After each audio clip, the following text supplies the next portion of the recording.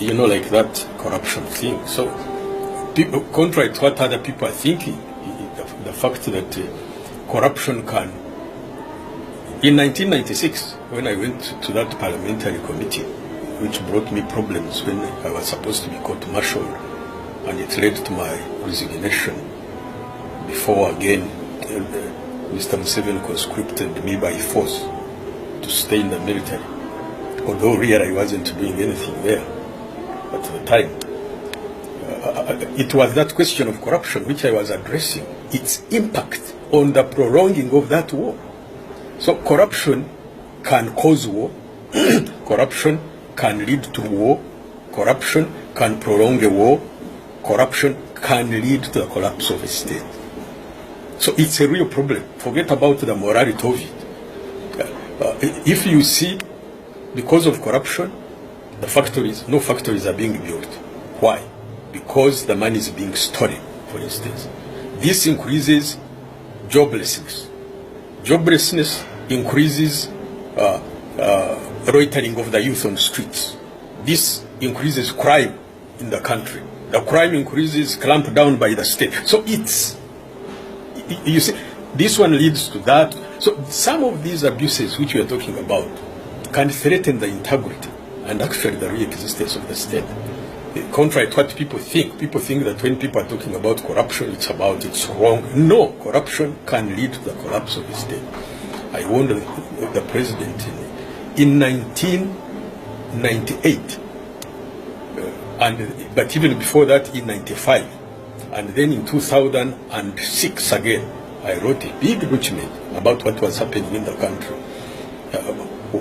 about corruption, and because I led this committee, which they call the Baba's Committee, it was soldiers. When we reduced the force from 100,000 to 60,000, it was thought at that time to be 57. After the committee, after going around the whole country in all those units of the army, we found we had about 24,000 soldiers.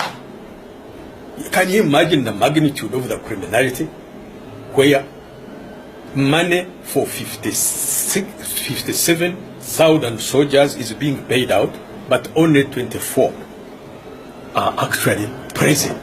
And you know how much this can cause in a country? So you can see some of the, of course, after that investigation, measures were taken, people were dismissed, and others were arrested and charged and so on. But you see, it would have caused that danger.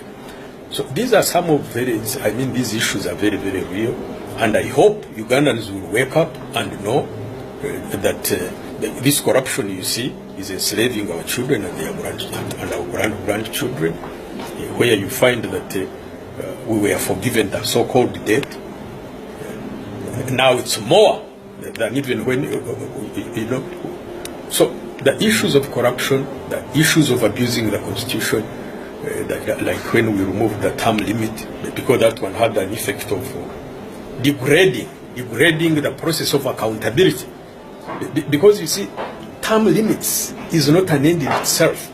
Term limits puts in place a mechanism where leaders know that they can break the law only so far. They can only do certain things only for a short time. So that one, it's a deterrent in itself. This is the whole point. It's not so much that you've done away with the leader. No, it's that because this leader knows that he has only 2 terms, after that he must leave power, he will exercise restraint. So it's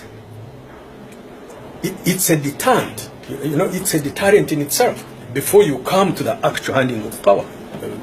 This is what we had a vision. This is what we had put in that constitution of 1995, which was removed. So the corruption is not only in monetary terms, it's not only in the abuse of people's rights, but it is even in fundamental issues of governance, like this business of life presidency. Life presidency is it's a cake. It's a cake.